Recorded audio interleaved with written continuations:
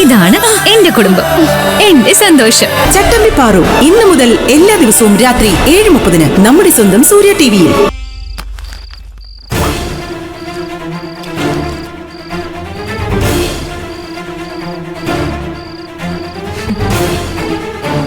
പൊന്നുമണി,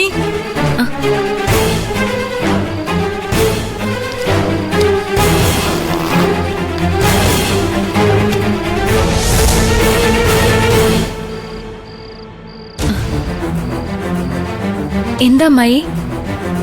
എനിക്കെന്തോ പെട്ടെന്നേ ഒരു തലവേദന. നീ ചെന്നൊരു ഗ്ലാസ് വെള്ളം എടുത്തോണ്ട് വാ.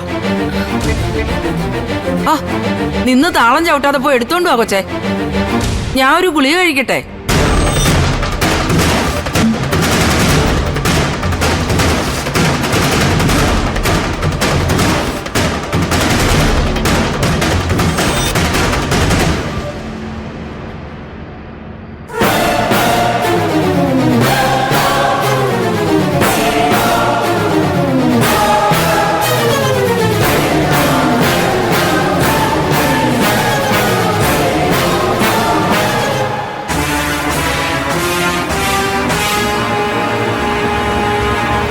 അമ്മായി വെള്ളം അവിടെ വെച്ചേക്ക്.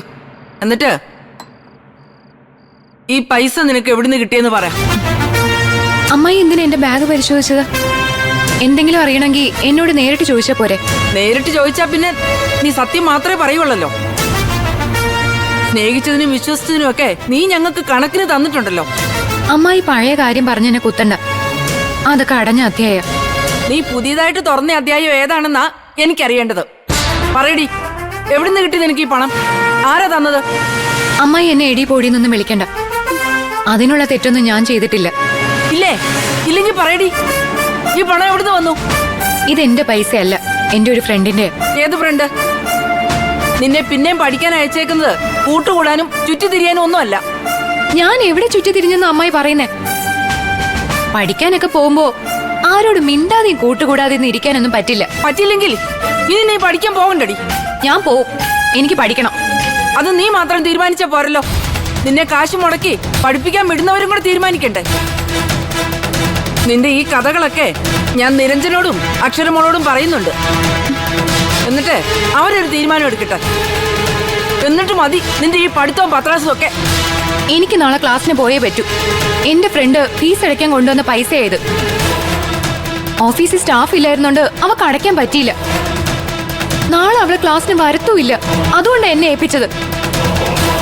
നാളെ എനിക്ക് ഈ പൈസ കൊണ്ടുപോയി ഓഫീസിൽ അടച്ചേ പറ്റൂ. ഇനി പൈസയായിട്ട് മുങ്ങിന്നുള്ളൊരു പേരുദോഷം കൂടി എനിക്ക് ചുമക്കാൻ വയ്യ. ഒരു പുതിയ കണ്ടെത്തൽ വന്നിരിക്കുന്നു. അല്ലെങ്കിലും അങ്ങനെയാ, ഒരിക്കൽ തെറ്റുപറ്റിയവരെ എല്ലാരും എപ്പോഴും സംശയത്തോടെ കാണും.